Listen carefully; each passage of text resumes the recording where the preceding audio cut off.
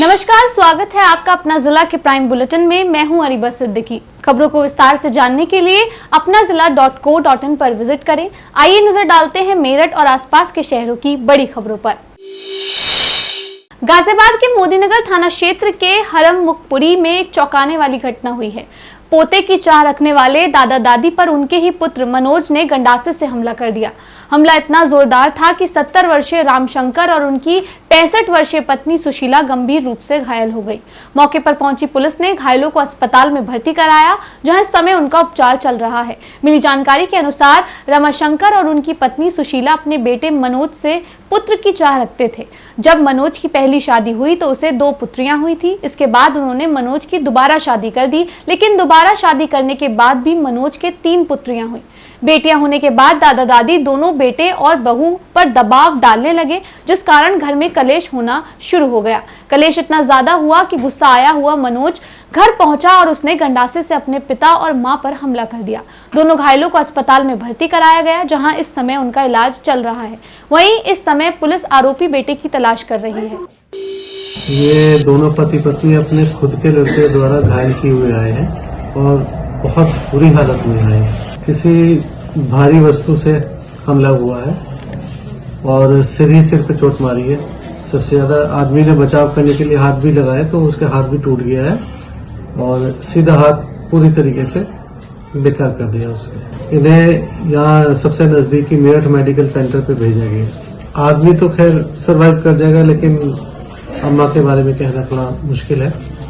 हमने अपनी तरफ से हर चीज करके उन्हें भेज दिया। नोएडा से दबंगई की तस्वीर सामने आई है। सेक्टर 24 थाना क्षेत्र के सेक्टर 21 में हवा न भरने की बात को लेकर एक दबंग ने पंचर बनाने वाले युवक के साथ जमकर मारपीट की। बताया जा रहा है कि आरोपी कार सवार था और हवा डालने को लेकर कहासुनी के बाद उसने युवक पर हमला कर दिया। पूरी घटना पास में लगे सीसीटीवी कैमरे में कैद हो गई। मौके पर पहुंचे एक पुलिसकर्मी ने आरोपी को रोकने की कोशिश की, लेकिन दबंग गाली गलौज करता रहा और मारपीट करता रहा। इसके बाद आरोपी कार लेकर मौके से फरार हो गया। फिलहाल पुलिस सीसीटीवी फुटेज के आधार पर आरोपी की पहचान कर तलाश में जुटी है। मामले में आगे की कार्रवाई की जा रही है। खेल नगरी मेरठ एक बार फिर राष्ट्रीय स्तर के बड़े आयोजन की मेजबानी करने जा रहा है। 25 से 28 फरवरी तक यहां 14वीं national para sitting volleyball championship का आयोजन होगा। Para volleyball federation of India द्वारा आयोजित ये प्रतियोगिता मेरठ कॉलेज के विक्टोरिया पार्क स्थित इंडोर स्टेडियम में खेली जाएगी। आयोजकों के मुताबिक 25 फरवरी को मुख्य अतिथि संजय विनायक जोशी टूर्नामेंट का उद्घाटन करेंगे, जबकि पूर्व विधायक उमेश मलिक विशिष्ट अतिथि के रूप में मौजूद रहेंगे। देश भर के 20 से अधिक राज्यों के 500 से ज्यादा पैरा खिलाड़ी इस प्रतियोगिता में हिस्सा लेंगे। हरियाणा, राजस्थान, तमिलनाडु और कर्नाटक की टीमें भी मैदान में उतरेंगी। ये चैंपियनशिप 2026 विश्व चैंपियनशिप और एशियाई पैरा खेलों के लिए भारतीय टीम चयन का अहम मंच भी बनेगी। 4 दिन तक चलने वाला यह आयोजन खेल कौशल और समावेशी उत्कृष्टता का बड़ा उदाहरण साबित होगा। ये इवेंट जो टीम इंडिया के लिए तैयार होगी, उसका अंतिम चयन के लिए ये नेशनल चैंपियनशिप हो रही है और जो भी टॉप 20 प्लेयर्स निकलेंगे वो भारतीय टीम के लिए खेलेंगे। और ये बहुत ही गर्व की बात है कि ये इवेंट इस बार मेरठ कॉलेज मेरठ ऑर्गेनाइज कर रहा है। साथ में जो भी टीम, जो भी प्लेयर यहाँ पे इंडिया के लिए खेलेंगे, इस साल होने वाली जापान में और चाइना में हम पूरी कोशिश करेंगे कि एक अच्छे प्लेयर ले जा सके जो कि हमारे देश का नाम रोशन कर सके और हमारे देश को मेडल दिला सके। मेरठ में विभिन्न समस्याओं के समाधान की मांग को लेकर मंगलवार को 2215 संविदा सफाई कर्मचारी संघर्ष समिति के दर्जनों सदस्यों ने कमिश्नरी चौराहे पर प्रदर्शन किया। इस दौरान उन्होंने योगी सरकार को संबोधित ज्ञापन डीएम कार्यालय पर सौंपा। प्रदर्शन कर रहे सदस्यों ने बताया कि आउटसोर्सिंग सफाई कर्मचारियों का नाम तो नियमितीकरण किया जा रहा है और न ही उन्हें समान कार्य के बदले समान वेतन दिया जा रहा है।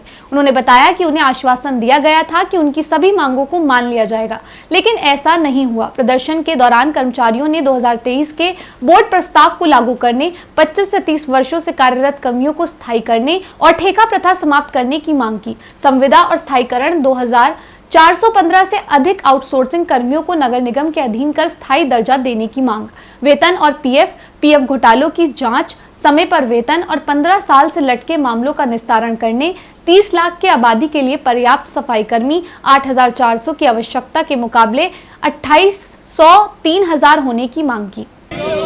हमारी मांग है नगर निगम मेरठ में मेरठ महानगर की आबादी जो है 20 लाख से भी ज्यादा हो गई है और एक लंबे समय से नगर निगम मेरठ में सफाई कर्मचारियों की संख्या बढ़ने के बजाय घटती जा रही है।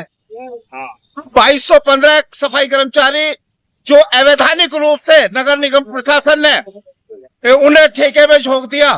शासन आदेश की गलत व्याख्या की गई है। हमारी मांग है सरकार से और माननीय मंडल आयुक्त से कि जो शासन आदेश की गलत व्याख्या करके नगर निगम प्रशासन ने 2215 सफाई कर्मचारियों को ठेके में झोंका है, उन्हें दुरुस्त किया जाए और जो शासन आदेश सफाई कर्मचारियों के हित के हैं उन्हें लागू किया जाए ताकि उन्हें लाभ मिल सके। 5 ऐसे दैनिक वेतन भोगी सफाई कर्मचारी हैं इनमें जिनका समायोजन शासन आदेश अनुसार होना था, नहीं हुआ और जो करीब 900 लोग ऐसे एवजदार सफाई कर्मचारी हैं जो सर्जित पदों पर कार्यरत हैं और दीर्घ सेवा वाले सफाई कर्मचारी हैं, उनका स्थायीकरण हो जाना चाहिए था लेकिन नहीं हुआ। राष्ट्रीय स्वयंसेवक संघ के शताब्दी वर्ष के उपलक्ष्य में मेरठ के सावरकर नगर स्थित भगवान वाल्मीकि धर्मशाला में विराट हिंदू सम्मेलन का आयोजन किया गया। कार्यक्रम में संत समाज, सामाजिक संगठनों और बड़ी संख्या में स्थानीय नागरिकों की सहभागिता रही। मुख्य अतिथि के रूप में सरधना से पधारे संत शाश्वतानंद सरस्वती जी महाराज ने हिंदुत्व, सामाजिक समरसता और संगठन की आवश्यकता पर बल दिया। विशिष्ट अतिथि साध्वी ज्ञानानंद रजनी दीदी ने नारी शक्ति और सांस्कृतिक मूल्यों पर अपने विचार रखे। वहीं मुख्य वक्ता राम अवतार जी ने संघ की 100 वर्षों की यात्रा और राष्ट्र निर्माण में उसकी भूमिका पर प्रकाश डाला। मेरठ के कंकड़खेड़ा थाना क्षेत्र में सरधना मेरठ करनाल हाईवे स्थित जंबो रेस्टोरेंट पर सोमवार देर रात मारपीट की घटना ने सनसनी फैला दी। बाइक से पहुंचे 3 युवकों ने काउंटर पर ड्यूटी कर रहे कर्मचारी के साथ कथित तौर पर बेरहमी से मारपीट की। पूरी वारदात रेस्टोरेंट में लगे सीसीटीवी कैमरे में रिकॉर्ड हो गई। बताया जा रहा है कि न्यू गोविंदपुरी कॉलोनी के रहने वाले अभिषेक रेस्टोरेंट के बाहर काउंटर संभाल रहे थे। इसी दौरान 3 युवकों ने बाइक पर सवार होकर वहां पहुंचे। प्रत्यक्षदर्शियों के मुताबिक किसी बात को लेकर कहासुनी हुई जो अचानक हिंसक झड़प में बदल गई। आरोप है कि युवकों ने अभिषेक को लात घूंसों से पीटा और बेल्ट से भी वार किए। जब अन्य कर्मचारियों ने बीच बचाव की कोशिश की तो हमलावर ने उनसे भी उलझ पड़े। शोर शराबा सुनकर आसपास के लोग जुटने लगे, जिसके बाद आरोपी मौके से फरार हो गए। सूचना मिलते ही पुलिस मौके पर पहुंची और घटना स्थल का निरीक्षण किया। सीसीटीवी फुटेज कब्जे में लेकर आरोपियों की पहचान की प्रक्रिया शुरू कर दी गई है। पुलिस का कहना है कि जल्द ही हमलावरों को चिन्हित कर गिरफ्तार किया जाएगा। अपना जिला के प्राइम बुलेटिन में फिलहाल इतना ही। मेरठ और आसपास के शहरों की बड़ी खबरों के लिए अपना जिला से जुड़े रहें और चैनल को सब्सक्राइब करना ना भूलें। खबरों को विस्तार से जानने के लिए हमारी वेबसाइट apnazila.co.in पर विजिट करें। फिलहाल हमें दीजिए इजाजत। नमस्कार।